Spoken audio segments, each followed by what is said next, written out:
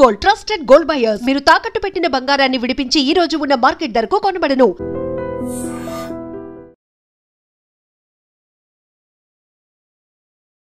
Welcome to iDream media. So జనరల్గా చూస్తాం ఏంటంటే మోకాలు నొప్పుల సమస్య చాలా మందిని ఇబ్బంది పెడుతూ ఉంటుంది. అయితే మోకాలు నొప్పులు అనేవి ఎందుకు వస్తాయి, రాకుండా జాగ్రత్తలు ఏం తీసుకోవాలి, ఎలాంటి వెజిటబుల్స్ తీసుకుంటే కనుక ఈ మోకాలు నొప్పుల నుంచి మనం ఉపశమనం పొందవచ్చు, తగ్గించుకోవచ్చు, ఇంకా ఏం హోమ్ రెమెడీస్ ఉన్నాయి పెయిన్ తగ్గించుకోవడానికి, పూర్తి వివరాలు తెలుసుకుందాం. మనతో పాటు ఉన్నారు ప్రముఖ vegetable therapist and sun spiritual society founder Vikramaditya Guruji గారు. గురూజీ నమస్తే అండి. సూర్యోస్మితలి. మోకాలు నొప్పుల సమస్య అంటే చిన్న వయసు నుంచే మోకాలు నొప్పులు అనేవి వస్తూ ఉన్నాయి. అక్కడ ఏదో రెడ్గా అయిందని, లేకపోతే స్వెల్లింగ్ వచ్చిందని, వాటర్ వచ్చేసిందని, అరిగిపోతున్నాయని, నొప్పులు వస్తున్నాయని ఇలా చెప్తూ ఉంటారు. మోకాలు నొప్పులు ఏ ప్రాబ్లం వచ్చింది దానికి నొప్పి వస్తూ ఉంటుంది. అయితే ఈ మోకాలు నొప్పులు అనేవి రాకుండా ఏం చేయాలి, ఎలాంటి వెజిటబుల్స్ తీసుకోవాలి, వస్తే దాన్ని ఎలా తగ్గించుకోవాలి? మోకాళ్ళ నొప్పులు, నొప్పి అంటే పెయిన్ అనేది సమస్య కాదు, ఇండికేషన్. ఓకే, ఒక చోట నొప్పి వస్తుందంటే అక్కడ సంథింగ్ ఏదో చెడు జరుగుతుంది అని బాడీ మనకి చెప్తుంది. ఇప్పుడున్నటువంటి పరిస్థితుల్లో మనం ఏం చేస్తున్నామంటే పెయిన్ కిల్లర్, మోకాళ్ళ దగ్గర జరుగుతున్న ప్రక్రియ బ్రెయిన్కి రీచ్ అవ్వకుండా కట్ చేస్తున్నాం సిగ్నల్స్. నొప్పి తగ్గే మాత్రలో అనుకుంటున్నాం, నొప్పి తగ్గట్లా, నొప్పి తెలియట్లేదు అంతే. నొప్పి అలాగే ఉంటుంది. మోకాళ్ళు కావచ్చు, లేకపోతే మోకాళ్ళ కింద మడమలు కావచ్చు, జాయింట్స్ కావచ్చు, ఏదైనా సరే నొప్పి, పెయిన్ అనేది ఇండికేటర్. మనం దాన్ని చంపేస్తున్నాం అంతే పెయిన్ కిల్లర్స్ ద్వారా. ఇప్పుడు వయసు అయిన తర్వాత మీరు అన్నట్టు అరిగిపోతున్నాయి ఎక్కువ వాడేస్తే. మరి చిన్నపిల్లల్లో అరుగుదల ఎందుకు వస్తుంది? అరుగుదల ఉన్నది అంటే ఏ వయసు నుంచి ఏ వయసు వరకు అయినా తీసుకోవచ్చు. అది కేవలం మనుషులే కాక ఎముకలు ఉండే ప్రతి జీవికి కూడా అరుగుదల అనేది ఉండాలి. జీవం ఉన్న ప్రతిదానికి ఎముకుంటే. ఇక్కడ ఆహారంలో మనం మన శరీరంలో రక్తాన్ని ప్రమాణంగా తీసుకున్నప్పుడు quality of blood, quantity of blood, purity of blood. Quality, purity ఏంటి తేడా? రక్తములో ఏమీ లేకపోవటం అంటే వ్యర్థాలు లేకపోవటం ప్యూరిటీ. మరి క్వాలిటీ కూడా అంతే, ఉండవలసినవి ఉండటం. ఐరన్ ఉండాలి, B12 ఉండాలి, ఇవన్నీ ఉండటం. రక్తంలో ఏమేమి ఉండాలి ఆ ఉండటం క్వాలిటీ. ప్యూరిటీ అనేది ఇంటాక్సికేషన్, వ్యర్థాలు లేకుండా ఉండడం. ఇక ఎంత ఉండాలి పరిమాణం. ఇక్కడ మోకాళ్ళ దగ్గరకు వస్తువులోకి సేమ్ దీన్నే మనం తీసుకుంటే quality of calcium, quantity of calcium, purity of calcium. శుద్ధమైనటువంటి కాల్షియం ఉండాలి, సరిపడా ఉండాలి. దాంట్లో కాల్షియం కావలసిన D3, D ఇవన్నీ కాల్షియం తయారీకి కావలసినవన్నీ ఉండాలి. అవి లోపం వస్తున్నాయి మనకి. అందుకని ఏజ్తో సంబంధం లేకుండా అన్ని వయసుల వాళ్ళకి అరిగిపోవటం కానీ, నొప్పులు రావటం కానీ సహజమైపోయింది. నేను ఈ వెజిటబుల్ థెరపీ, నాకు మెడికల్ టెర్మినాలజీ తెలియదు. నాదంతా కూడా యాన్సెంట్ వేదిక్ ఇండియన్ డైట్ అని ఫాలో అవుతుంటా. అందుకనే మనం Leo diet centres, living energetic organ diet, Leo diet living energetic organ diet, ఇదంతా కూడా యాన్సెంట్ పురాతనమైనటువంటి భారతీయ ఆహార విధానంలో ఉంటుంది. ఇక్కడ ప్రధానంగా ఇప్పుడున్నటువంటి పరిస్థితులలో ప్రోటీన్, మాంసకృతులు అధికంగా ఉన్న పదార్థాలను ఎక్కువ తీసేసుకుంటున్నాం. అవసరం, అది ఎంత అవసరమో అంతే అవసరం. ప్రోటీనే తీసుకుంటూ వెళ్ళిపోతుంటే శరీరం దాన్ని తన అవసరాలకు వాడుకోగా మిగిలిందని ఏం చేయాలో అర్థం కాక డిస్టర్బ్ చేస్తూ ఉంటుంది. ఆ సమపాళ్ళను మెయింటైన్ చేయడం చేతగాక. అంటే మరి చిన్నపిల్లలకి ఎందుకు వస్తుందంటే తల్లి గర్భంలో ఉన్నప్పుడు తినేసింది, విపరీతమైన ప్రోటీన్ పెట్టేశారు ఆవిడకి, బేబీ బాగుండాలని చెప్పేసి విపరీతంగా క్రేవింగ్స్ తోటి మాంసం. అంటే పూర్వం క్రేవింగ్స్ వస్తే మామిడికాయ, చింతపండు ఇలాంటివి తినేవారు. ఇప్పుడు క్రేవింగ్స్ వస్తే లాలీపాప్స్ అని, డ్రమ్ స్టిక్స్ అని, అవన్నీ ఇవన్నీ నాన్ వెజ్ మీదకి వెళ్ళిపోతున్నారు. మాంసాహారం పూర్తిగా మానవ శరీరానికి విరుద్ధం. మాంసపు కృతులు కూడా కందిపప్పుడు ఇదంతా మీరు మాంసాహారుల గురించి చెప్తున్నారు, మరి వెజిటేరియన్స్ కూడా మోకాళ్ళ నొప్పులు వస్తున్నాయంటే ఎస్, కందిపప్పు వల్ల కూడా ప్రమాదం ఉంది. అందులో విపరీతమైనటువంటి మాంసకృతం. పప్పు ఎక్కువ వాడేస్తున్నాం, దానివల్ల కూడా వస్తుంది. అలా అని మేము పప్పు వాడట్లేదు, లేదా వడలు, మినప గారెలు, వీటి వల్ల కూడా మోకాళ్ళ నొప్పులు వచ్చే అవకాశం. Protein, high protein. ఏదో అడగబోయారు. అన్ని మానేస్తే ఏం తినాలి? అన్నీ మానేయమనట్లేదమ్మా, ప్రతిదీ సమపాలల్లో ఉండాలి. ఏది మానక్కర్లా, ప్రతిదీ మనకు అవసరం. అలానే అదే మాంసాహారం మాత్రం మానేయాలి. మీరు మాంసాహారం తింటూ నొప్పులు తగ్గాలంటే తగ్గవు. హై ప్రోటీన్ తీసుకోవడం వల్ల వచ్చేటువంటి ఇబ్బందులు, అది ప్రోటీన్గా వెళితే ఓకే. కానీ మీరు ఇచ్చేది మాంసంగా ఇస్తున్నారు, మీట్ రూపంలో ఇస్తున్నారు.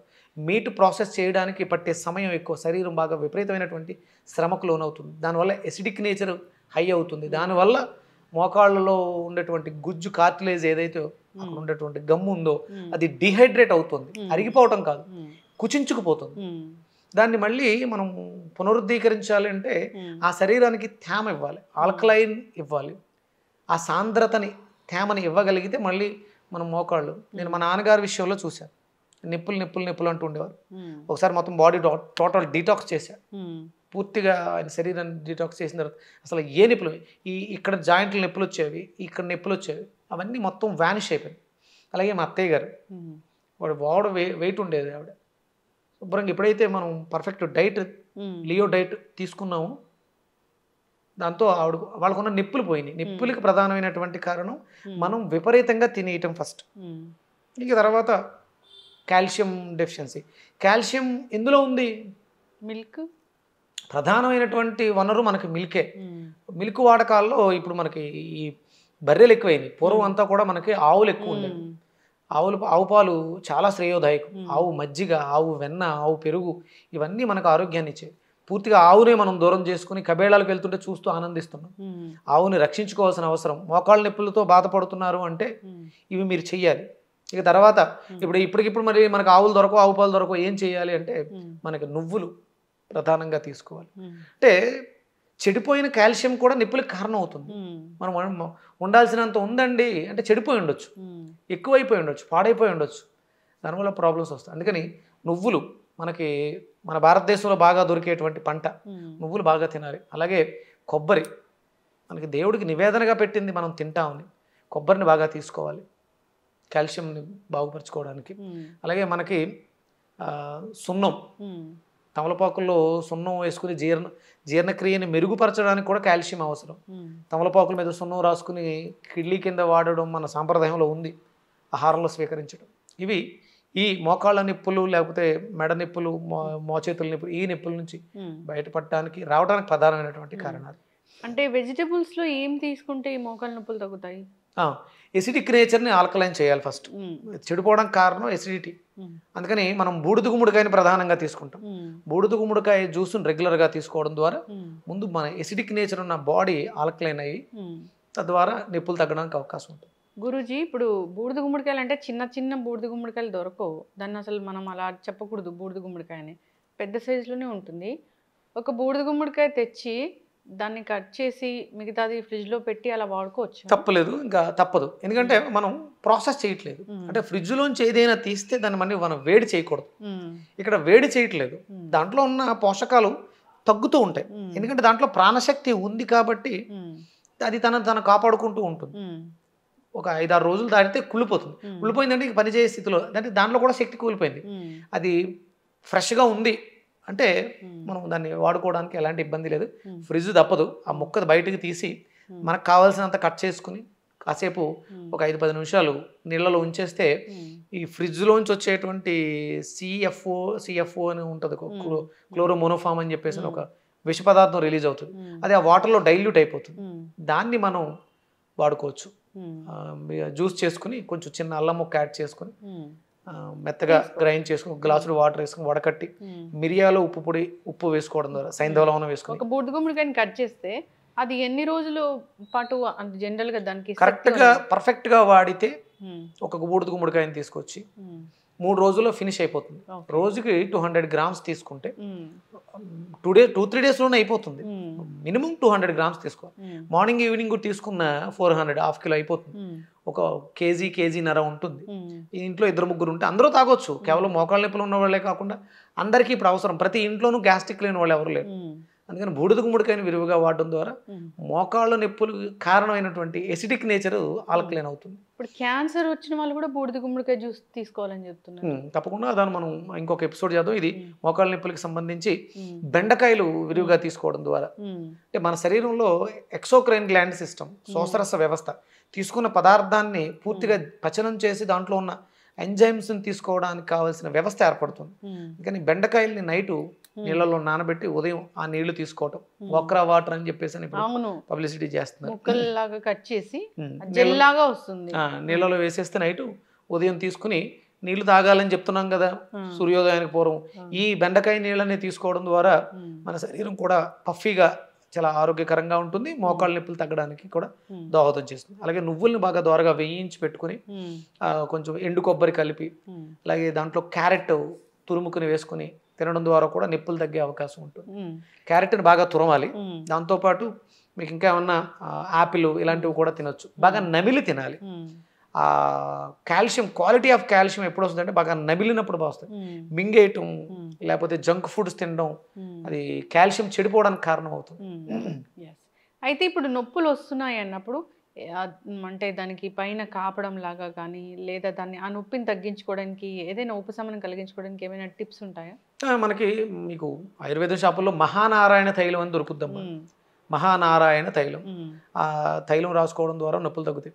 మనం కూడా నొప్పులకి ఒకసారి చేసి చూపించాం. వెల్లుల్లిపాయలు ఇవన్నీ వేస్తే వాడిన వాళ్ళు మంచి రిజల్ట్స్ చెప్పారు.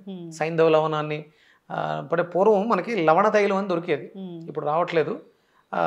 సైంధవ లవణాన్ని పూర్తిగా మెత్తగా చూర్ణం చేసి నువ్వుల నూనెలో మరగబెట్టడం ద్వారా లవణ తైలం తయారవుతుంది. అది రాయడం ద్వారా కూడా నొప్పులు ఉపశమనం. అలాగే ఉప్పుని గుడ్డలో వేసి ఇటుక మనం పెనం మీద కాల్చి వేడెక్కిచ్చి కాపడం పెడుతూ ఉంటారు నొప్పులు ఉన్న చోట. అవి నొప్పులు లాగడానికి అవకాశం ఉంటుంది. అంటే ఉప్పుని వేడి చేసి గుడ్డలో కట్టి మోకాల చుట్టూ కడితే నొప్పి లాగుద్ది.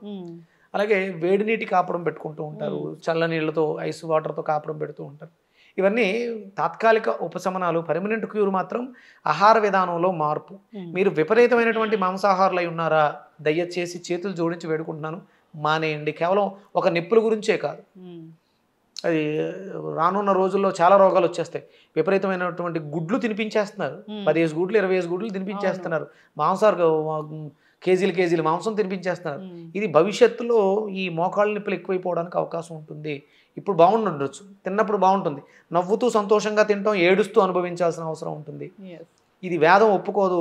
సనాతన భారతీయ సంప్రదాయ ఆహారపు విధానంలో మాంసాహారం విరుద్ధం, తినకూడదు. వేదాల్లో రాసి ఉందంటే ఉంది, దీనికి ప్రమాణాలు ఉన్నాయి.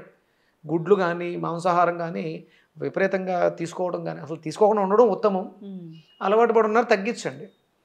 చక్కటి ఇన్ఫర్మేషన్ గురువుగారు. మోకాళ్ళ నొప్పుల సమస్య రాకూడదంటే డైట్ మార్చుకోవాలి, ఆల్కలీన్ డైట్ అనేది తీసుకోవాలి.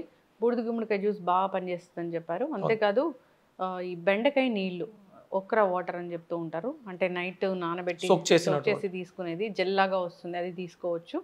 ఇంకా కాపడాలు అలాంటివి పెట్టడం ద్వారా, అంతేకాదు నువ్వులు మిల్క్ ఇలాంటివి తీసుకోవడం వల్ల కూడా సరైనంత కాల్షియం అనేది అందుతుంది. అన్నీ ఫాలో అవ్వాలని కోరుకుందాం. చాలా చక్కటి ఇన్ఫర్మేషన్ అండి, ధన్యవాదాలు. సూర్యస్మిత.